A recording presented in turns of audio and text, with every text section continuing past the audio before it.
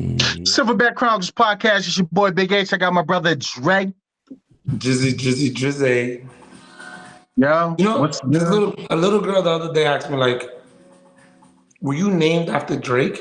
I said, "I'm older than Drake. He named after me, but my name is Dre." Brother Aubrey. Brother Aubrey.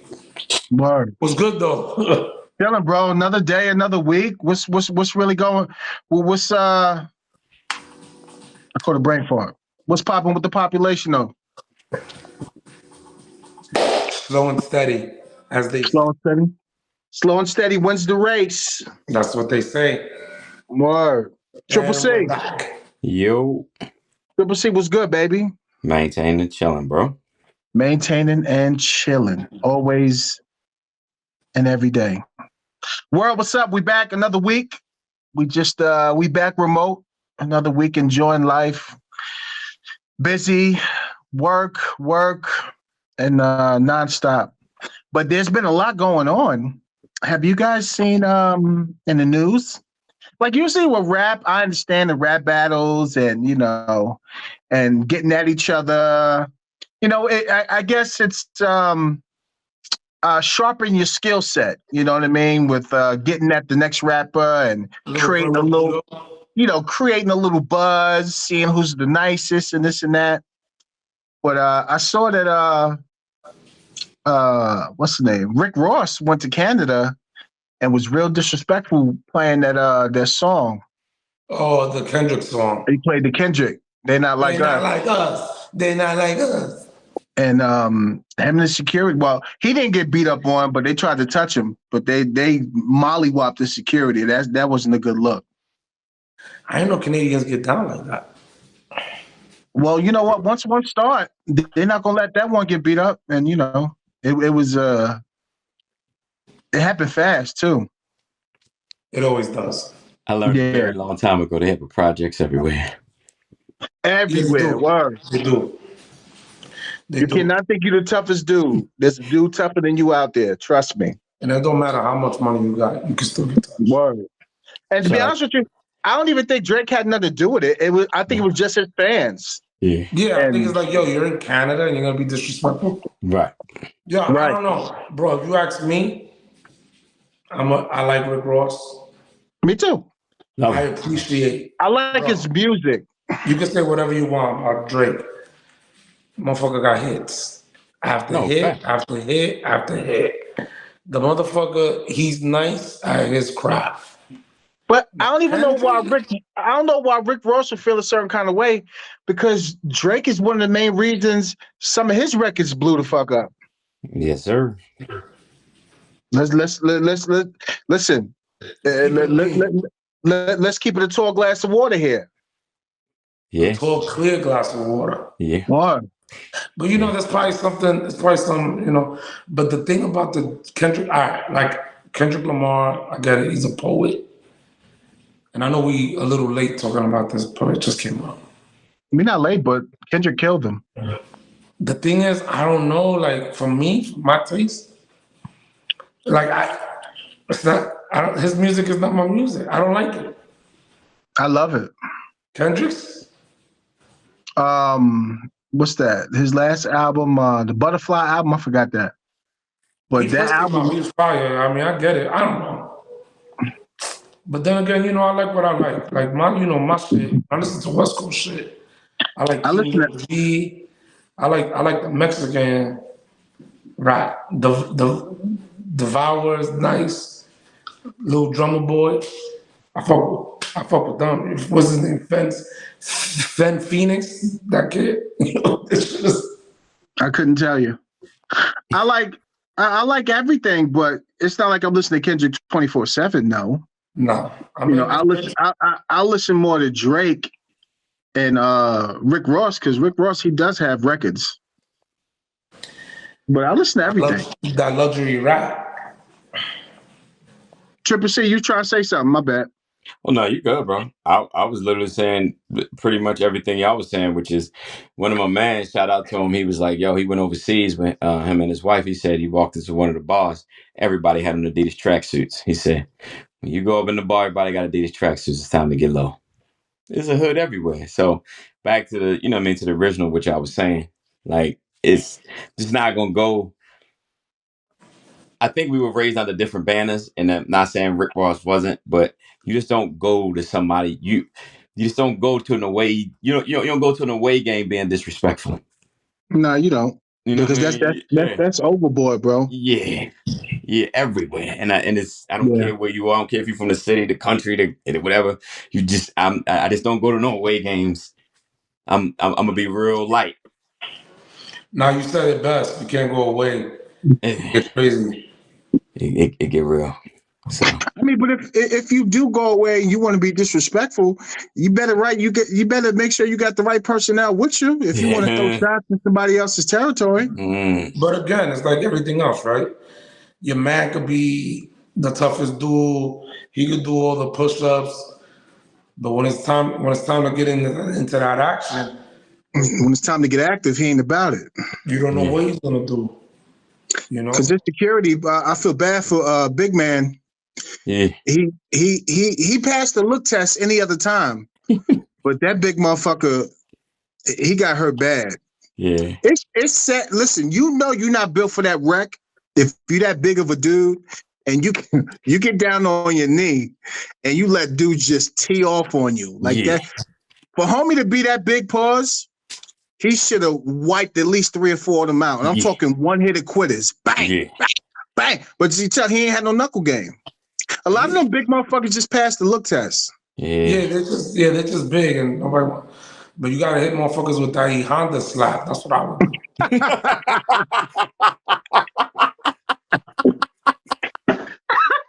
Honda smack the shit out of niggas.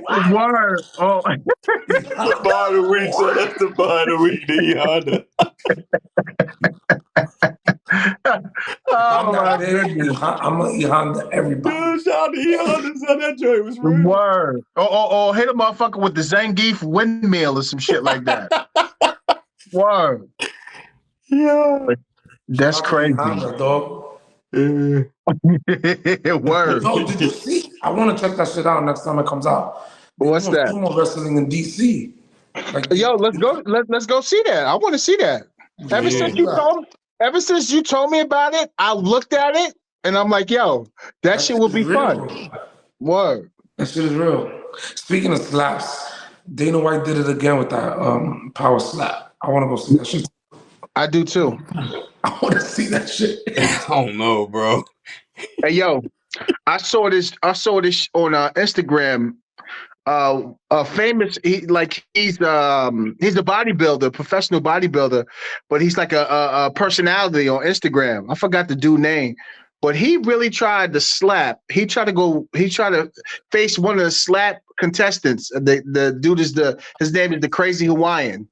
This guy is like 370, 400 pounds, solid guy. I've seen him. He really tried to slap the dude. So he slapped the Crazy Hawaiian. When it was time for him to slap the bodybuilder, he slapped the life out this motherfucker. He fell down to the ground, everything. I'm like, yo, like, why? Like, this guy does this for a living. He's got heavy-ass hands. I don't know why people think they could do that shit. You know Dennis still wants you to do it, right? No, Dennis? Yeah. Yes, it's not going to happen, bro. I'm too old, man. Yeah. I don't see. I don't got time for that. I don't see most of the people I see. Shout out to Salute to y'all to do it. But most of the people I see are not black or brown. I feel like culturally it's gonna end up violent. I feel like the after party is just gonna be like, you smack my man, and it's just like, I don't, because I'm a disrespectful. I'm a slapper to stand there. No, I'm just gonna go up top on the fuck that. You're not gonna do that, yeah. Yo, can you imagine somebody in the middle of LA or in New York City doing this? And like people gonna sit there and gonna allow that? Like, I don't feel like that's gonna end with the dudes in the crowd that know y'all gonna be like, what? Nah. Yo, I don't have that kind of temperament to where I got to restrain and let somebody slap the shit out of me. That's not gonna happen. Bro. And the thing is, like, I saw one clip. The dude was like, "Yo, open your eyes." Yeah, look at me. He was like, "Yo, open your eyes." Yeah. That shit was crazy. They got a mouthpiece. You got to sit there and look. I can't do it. But I will definitely go and watch in a heartbeat. Yeah. And yo, you know what? I mean, I know it started out there in Russia. Dana, shout out to him for seeing a way. And like now these athletes, you gotta call them athletes because they train, right? Yeah. They're making money, man. They found a life. They found a lane. They found that niche. God bless Dana for being a smart businessman, man, and just bringing it to fruition because it is, people, they just want to do that. Yeah, now they train. Like there's dudes that are just straight training for that. It's funny because I was watching, like they got the episodes, and I saw this episode, and this kid, he's like early, like late 20s, early 30s. He's like, he lives in like a rural area, and he's like, yeah, I get up, I take my dogs walking, and do a little laundry here and there. He said, and I work out, I get ready for slap. I'm like, how do you train for that? I don't know. I see they got the little they be using some of the like the boxers have the target mitts, so they be practicing on that. They practice on the dummies by slapping the dummies. I don't know. It's different. Yeah. It's definitely different. But God bless them, whoever doing it, because I'm not gonna do it. I'm gonna watch though. Yeah, I just don't like hilarious. What you say, Triple C? I want them to kind of. I think we talked about it before. Like I don't like the one. I think they should get the wind up once. You know what I mean? Because the wind up is crazy. So like if they could just like stay in pocket with like more form, I think the rounds will go longer, and then you get like one or two kind of wind ups. Because the wind ups they be putting people to sleep. I was like, nah. Yeah, I think it's up to the individual. I think they get up to 3 wind-ups before they can hit you. Oh, okay. Yeah, they get 3, and some of them do like they shoot from the hip. They only need 1 time. Boom. Yeah, follow through is crazy. It's definitely a method to it. Yeah, there is a method. Some of them be all over the place. Some of them hit like right here. With like that part of your hand, that's the strong part right there. Yeah. And when they hit then like in your chin area, it only takes 2 pounds of pressure. So if you connect that bitch, they're going down. Yep. People saw one dude bleed from the ear, but that was a while back. Yeah, it was crazy. Yeah, they be bugging. Yeah. Yeah, I can't do it. I'm gonna watch it though. But what we talk about tonight, Triple C? Article I just pulled up from the 5th, from New York. Driver plowed into NYC 4th of July gathering, was suspected of DUI, was a substance abuse counselor and author. Daniel C. Hayden, 44, was charged with assault and aggravated vehicular homicide, killing more than one person, driving while intoxicated, and aggravated unlicensed operator of a vehicle. God dang. Yeah, how have y'all dealt? So rest in peace to there's 3 people who were killed and 8 others who were injured. Have y'all ever dealt with anything like that, in your 14, 15 plus years? Anything that was like egregious or something like that, and how would you? Like, I remember I just got to the streets and I was working overtime on the midnight shift. And it was raining. It was like a stormy night. It was raining, but more wind. Like the wind was crazy. Like it was blowing trees down. So I thought, it's going to be a chill night, not too much calls or whatever. So I'm on Hartford Road going up into the county. I'm in the Northeast. I'm going up to the county, and I'm almost. Matter of fact, I just had passed over Northern Parkway. I'm on Hartford Road. I just passed Northern Parkway, the 7-Eleven up there. So, there's this motorcycle in front of me, and the guy's driving. I'm like, I don't even know why the fuck he's on this bike. It's raining. The wind is crazy. Anyway, so I noticed him. Of course, he's in front of me, but in the front of him, like we're going northbound, another vehicle is coming southbound. So the vehicle in front of him starts getting in our lane. I'm like, yo, what the fuck is going on? Yo, the dude hit the motorcycle driver head on. I said, oh my God. Yo, his body went one way, the motorcycle went the other way. And God bless him, he's still alive. But I saw it hands on. I said, oh shit. And me being a new officer, I'm like, yo, I gotta, you gotta get out, you gotta render aid. And it was just so much at the time. But thank God there was a nurse there. The nurse came, and the gentleman I was riding the motorcycle, she got to him. And, I'm calling units. I'm getting medical out there, the ambulance to come. And it was crazy. And the guy that hit him, it was this black guy. He was drunk. I said, yo, what the hell? So being in that position, being a new officer, it's like reality set in, like, yo, this is my first DWI that led to a big time accident, and it was bad. It was bad. I was dealing with that case for like 4 years. We kept going back and forth to court. I testified and everything. But yo, it's and thank God, the gentleman, he survived. I think he's permanently in a wheelchair. But I spoke to him and his family, and they thanked me for being there on scene. I was the first officer there. I was right there.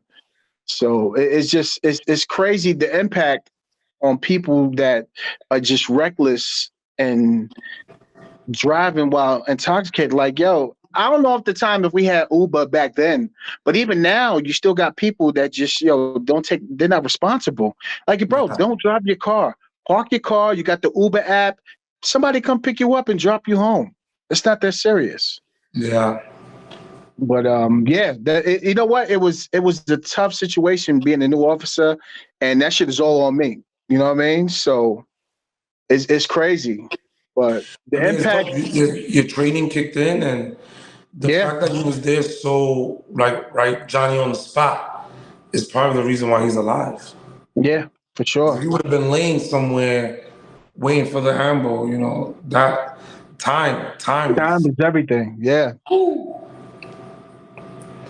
For me, I don't think I've ever really dealt with a crazy car accident.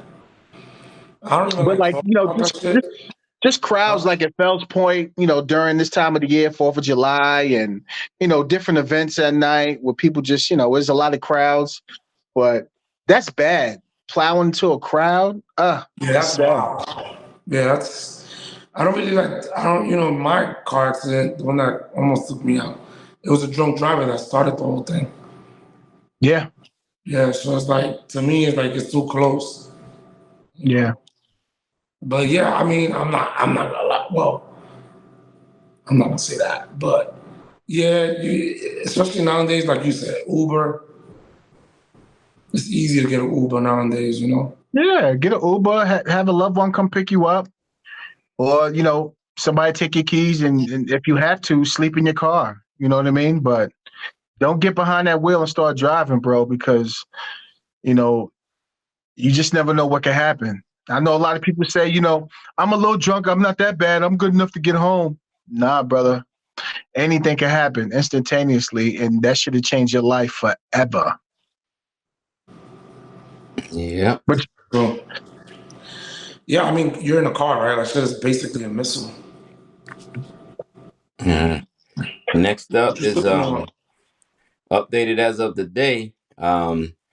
Ryan Garcia apologizes for racial slurs and says he is going to rehab. So, in case everybody doesn't know, Ryan Garcia got on very popular Clubhouse and was expelling disparaging marks against Black Americans and Muslims in the comments and what they call social media. He did say he apologizes and he needs help. Previous to that, he had I think he had tested positive or something like that. So, H, I know you can speak as a boxer and this, that, and the fourth. He had some type of substance and then tested positive for performance enhancing drugs. They said, when he fought Devin Haney. Yeah. So Was it what? true? Yeah. Yeah, what's Oh true? yeah. It's true. So He was how already does that? he was already suspended now for a year. Yeah. And now the other commission just suspended him as well. It said disciplined him by WBC. So I don't know who the other commissions were, but Yeah, the WBC commission. just It is the WBC. They expelled him from boxing. Well, yeah, from so he's officially done. yeah, Like they was Expelled. telling him when he was on that clubhouse, they said, Ryan, you're gonna regret what you're saying now. But he was so out of it, and I don't know if he's drunk or high, but he had slurred speech. But he was real disrespectful, yeah. You and could tell. no company wants to represent that. No company at all.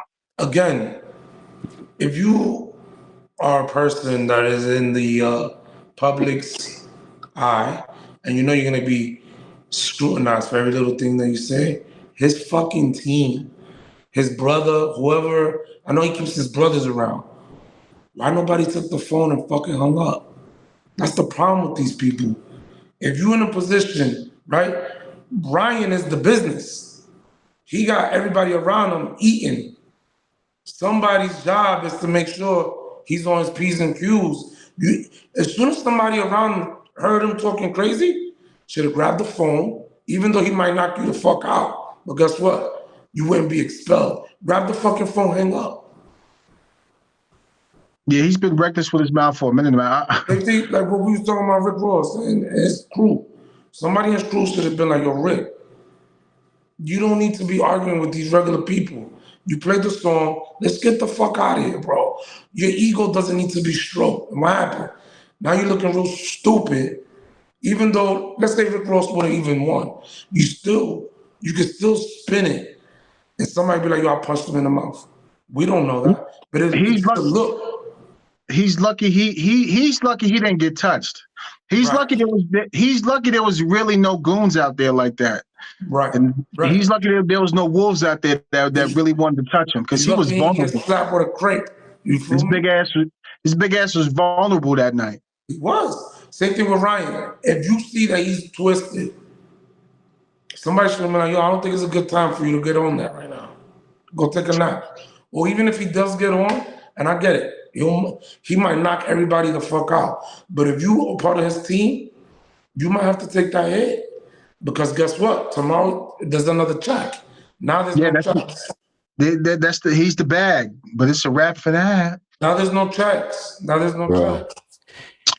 I remember he got reckless with his mouth with Clarissa Shields, but she, you know what? She didn't pay. You could tell she didn't pay him no mind. But he was like, yo, we should have kids together. He's like, yo, let me get you pregnant. We'll have phenomenal kids as athletes. I'm like, yo, this kid is out of his mind. He's just reckless.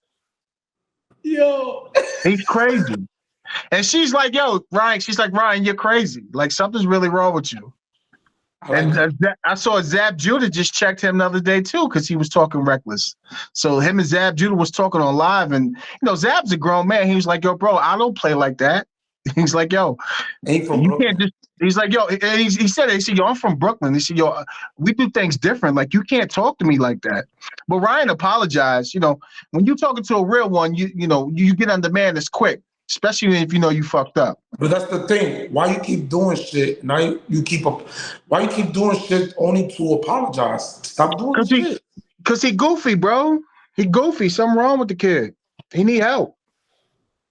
He needs something. I don't get that. You make all this fucking money. The dude, I think he just got $50 million by betting on himself when he fought Devin Haney. Like it's crazy. These dudes, like, you got nothing else better to do, homie, but to entertain social media and get beside yourself. But hey, you know what it is sometimes? That amount of money drives people crazy. That amount of money, just having that pressure, a lot of people get crazy. But you know what they say? Like, money just amplifies who you really are. Yeah, that's a fact. No, he's probably always been this wild and crazy. Yeah, he probably toned it down to get into the game, and now that he's he got his footing in, he thought he was Gucci. That money just brought the old him back. Yeah, I don't know. I'm gonna pray for him. I mean, the Just California boys are wild anyway. I think. Well, I can't say this is. I don't know. Give it some time, like anything else. Give it some time. That should have roll over. But he's got to show the change. He's got to show this. Like you can't do that, bro. You really can't do that. You can't do that. And it's He's like, young what enough. game? He's young enough to still, fight and have an illustrious career. But he needs a big time out. He needs a good year, 2 years off to get his mental right. But what do you gain? Like, what do you gain? Nothing. Right now, the last fight, Ace, that you were talking about over in Saudi Arabia, they built that beautiful facility, and from 12 o'clock in the day to about 10, 11 o'clock at night, they had all prize fights. They lost money. They just wanted to show that they could put on fights. So they're begging our boxers to come over there, and they're giving them bags. Yeah, they Like are. you said, just like they don't even care about losing money. They just want to show that they can bring boxing together. Yeah, And Dana they White was talking want about nothing that. but title fights. So yeah, I mean, boxing was broken for a long time. Yeah. And it takes that amount of money because again, they're not making money. No. They just want to see good fights. Yeah. They're putting a lot. All the fights that's supposed to happen, they making it happen. Yeah. They're just throwing an insane amount of money. And I heard he was on one of them big cars that was supposed to, that they were supposed to bankroll again. So it's like, roll back, chill out, get yourself together. Yeah, that was crazy. The last one was talking about, I'll say, mental health. Oh yes. Yeah, something. That segues right into it because of Ryan Garcia, right? Mental health. Yeah, navigating police use of force, mental health preparedness and survival, surviving the shift. This is from Police One. What do you guys think about mental health preparedness and surviving the shift? Because I know you guys have talked about this a lot, and especially having so much experience. I would say, correct me if I'm wrong, larger cities probably have to go from like hey, my cat is missing, to like murder, to like something that deals with kids, to deal with this, that, and the fourth. And I'm not saying some of the smaller municipalities don't have it, but I think those stories are kind of more prevalent to a lot of city folks. But even still, being a police officer is still that much, much more heightened than your regular job. How would you, tell your fellow officers out here in the streets, detectives, so on and so forth, mental health preparedness and surviving the shift?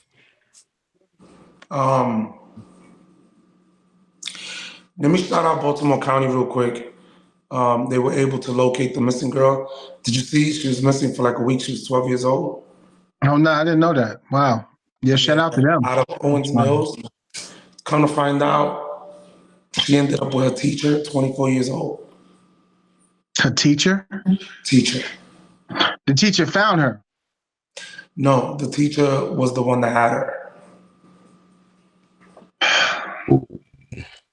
But shout out to Baltimore County. I believe the U.S. Marshals were involved. Shout out to the governor. The governor got into it. They worked around the clock to basically find this little girl. She was 12. Surviving the shift. I think you got to go to work with a clear mind. You can't go to work arguing with your husband, arguing with your wife, because that's going to really take a toll on you. You have to go to work, honestly. I'm going to speak it for me. I used to go to work with a clear mind, because I know I'm going to be dealing with other people's problems. And not only that, I know that I have to be tip top because H is relying on me, Doseen, Bo, the crew's relying on me the same way I'm relying on the crew. Right? So if I call Doseen for how do I handle this call and he's not tip top, how's he gonna help me? Same way if I'm riding with H and I don't see something the way I'm supposed to see it because he's talking to a civilian, but something's happening in the background because I'm distracted. now we both jeopardized. Mhm. Surviving the shift is a lot because in those 8 hours, there's always a trap. You can easily get trapped up either with a car accident or on a call, or even just trying to clear the block, or even just walking on a block, and there could be an armed person. If you don't see these cues, you may not be able to go home. And that's, at the end of the day, that's the game, right? Getting home. Yeah, just like the brother said, we had on the podcast on the show like 2 episodes ago. I forgot his name, but the brother said he's bringing out that he's rolling out that stuff for all departments. You know, to take the amount of calls away from officers that officers are not needed to respond to. You know, it's paramount that you go to work and compartmentalize it. You know, go to work with a happy attitude, you know, and keep a business. Handle the call and get up out of there. You know, and once your shift is over with, leave work at work. You know, don't go home with it. You know, time and time again, we keep seeing brothers and sisters that, you know, retire and don't live long because you know, the job ate them alive, and they brought that home with them, and now they brought that to real life when it's time to hang up the badge and gun. And it's just not worth it. Have other outlets. You know what I mean? Do something else other than, you know, don't make police everything. Police is just it's a small, it's very minute. Yeah, you do it for a long time, but police is just one phase of your life. It's just one chapter. You know what I mean? And you know, there's plenty more chapters in your life. So just keep it moving. You know, don't stay stuck on it. Stay humble, stay grounded, and stay focused, because shit can happen at the snap of a finger. And once it happens, you got to adapt to it. Rely on your training, handle the situation accordingly, and that's it. If you need a break, like y'all need a break afterwards. But other than that, keep it moving. What'd you say, Dre? I realize now that, you know, I realize that this job, and this is what people need to understand. Now that in this world, I don't know if it happened after COVID, but like in this world, everybody's, I want to say society is a little bit more conscious, aware, and also everybody talks a lot about energy, right? People are really understanding that person has good energy, that person has bad energy. This profession is the only profession where like people's energy, sometimes, and back to what you're saying, if you allow it to happen, people's energy will attach themselves to you. Hence, you know, don't bring the job at home. The amount of people that police officers in this country deal with on a daily basis, right? Could you imagine all the different types of energies that these officers are dealing with? And then for you to come home, you carry that. That is carry. Yeah. Everybody has to figure out a way, like you said, not to bring it home.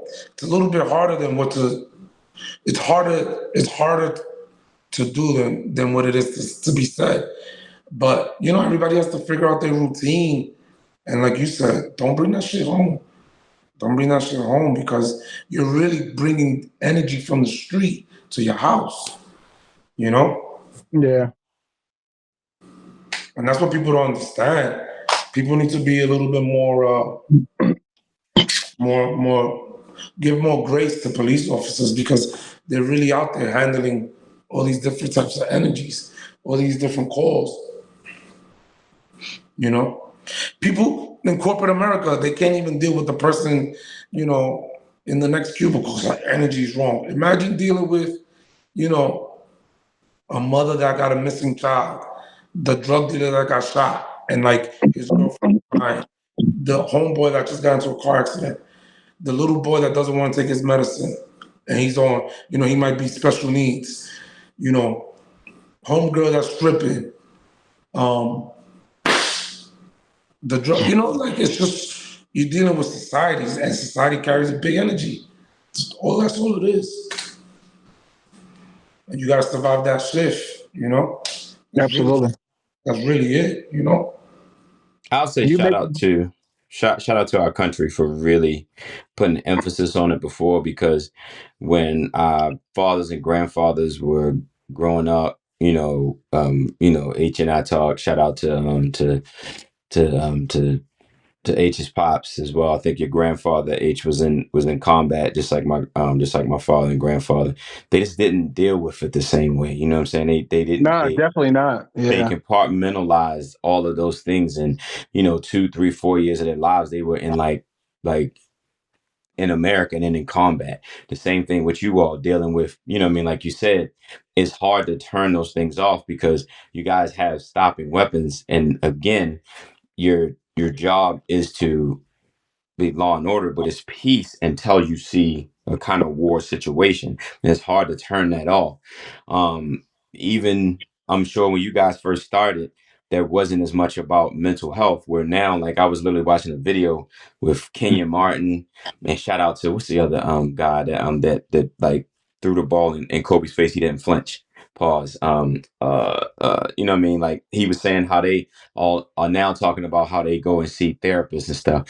We wasn't even talking like that when we were growing up. So it's new for men to even have these conversations like this because it was looked as being soft. It was looked as being not, not being a real man. And this is very new for a lot of, and just, I can speak just for men. It was something where it just was frowned upon with all men of all races. And now this is probably as new as about 7 or 8 years or so, 10 years, I would say. So it's still, I would say give it a chance, but I'm glad that we're having these conversations now because I mean, I'm sure you all saw it when you first went in, like you said, the amount of individuals that were probably, you know, having problems. It's still high, but I'm hoping the numbers are going down, I should say, because people are able to have those conversations and are able to, it's nothing that it's not going to happen overnight, but I'm hoping the numbers are going down with a lot of our law enforcement and a lot of our military folks who do, domestically serve and internationally serve. So. Well said, guys. Great topic. Yeah. Great topic. Yeah, it's much needed. And what's crazy about it is we could keep going about it because there's so much. But just to touch on it, I mean, yeah, hitting it on the head. Yeah. For everybody out there, first responders, wherever you serve, man, military, teachers, social workers. Social workers got it tough too. That's not an easy gig. Yeah, that's not easy at all. That's not easy at all. You gotta have a big heart for that job. For real. But have outlets, man. It's okay to have therapists, somebody else to talk to. Have somebody that's different that you can speak to and really allow yourself to just let it all out and not be judged based on what comes out. But to be uplifted because that's a beautiful thing. And yeah, it's a great topic, and it's real life. A lot of people go through it every day. I can only imagine what my grandfather felt like and Triple C's. You go to war and fight for your country and then come back and they tarnish you because of your skin color on everything you had to deal with while fighting for your country. So you resort to drinking because that's your outlet. So, yep. Life is different, bro. Mm-hmm. Yeah, for sure. Shout out to the whole military. I love the military. I never mind paying taxes for the military. Yeah. And I think that was it, other than Get Out. I got to get out and see Bad Boys 4. I did get to see Axel F, which was basically Beverly Hills Cop 4. I know, Dre, you haven't seen it yet. No, I haven't watched it yet. Yeah. I don't want to give it away, but yeah. They had all the old music in there, everything, bro. So it was it was dope. Man. It was dope. Yeah, you're gonna love it. You're gonna love Hey, it. shout out to this gentleman I know, funny dude. Jay, you'll love him. He's a Marine, and he was talking to. I love the shots that I love the shots that Oh man, Marines say to the Army cats, and Army cats say to Navy cats. Oh, But yeah, yeah, the guy, he was a Marine, so he spoke to a fellow Army cat. You know, they retired or whatever. So it was good conversation, and then he came out of nowhere. He said, "Yeah." He said, "Yeah, bro." He said, "Because you know what Army really means, right?" He's like, "What?" He said, "I'm not ready to be a Marine." Hey, yo, I bust out laughing. I said, "Oh shit!" So, yo, Yeah. the shots they be throwing at each other back and forth is fucking Crazy. hilarious. Straight battleship all day. Yo, I loved it. But it was just funny. But you know what? It's a brotherhood. It's a Yeah. brotherhood like no other. On each side, first line, law enforcement, military, Army, Navy, Air Force. But that's what keeps life going, is having humor and having a good time. Yeah. You're gonna come through some nasty stuff. You're gonna go through it. But we don't stay stuck on that. We keep it moving. Yeah, you gotta laugh. You gotta laugh. Word. Gotta laugh. What else, Triple C? That's it? That's it, bro. Tell the people try to, if they can, stay out of the heat. For brothers and sisters that's out there, like you said, law enforcement, first Hydrate. responders, firefighters, everything, man. I don't know how y'all do it. Hydrate. Yeah. Yeah, But not with definitely tequila. hydrate. No, But hey not with Dre, the what you used to tequila. say? I'm a house cat now. I'm not an alley cat. People was like, "Are you coming out tonight?" I'm like, "Never." They're like, "Why?" I'm like, Never. "Bro, it's still 95 degrees right now. What are you talking about?" You're not exposed to those elements. No. It was hot as shit today. It was 100. Right. The It moisture's was coming out of my skin's wrong with you. it was hot. Hey, yo, try wearing the fucking vest and the gun belt and all that shit. Walking around, running around. Yeah. I And don't know how we boots. did it back in the day, Dre. Now that I think And about them it, all that boots. my fucking vest used to be like drenched, like I poured water on it. I remember I used to leave work and take that shit off. It was horrible. Wow. Yeah. Yeah. Wow. But All this caramel used to melt. You heard? word. And it smelled delicious too, you heard? Yeah. Word. But that's it, my peoples. We love it. We appreciate you. Dre, what you got? Shout out to the law firm, BSG Law. Shout out to Starbucks. Shout out to everybody. Shout out to everybody's doing their thing. Peace and love. Triple C. Blessed are the peacemakers. All day. Folks, we love you. We appreciate you. Tell a friend and tell a friend. The boys are back always. Shout out to everybody, my first responders, everybody that's working hard. Everybody that got a job, everybody got a second job, everybody got a career, everybody that's an entrepreneur. Yo, keep working. Get off the block. Put a plan together. You know what I'm saying?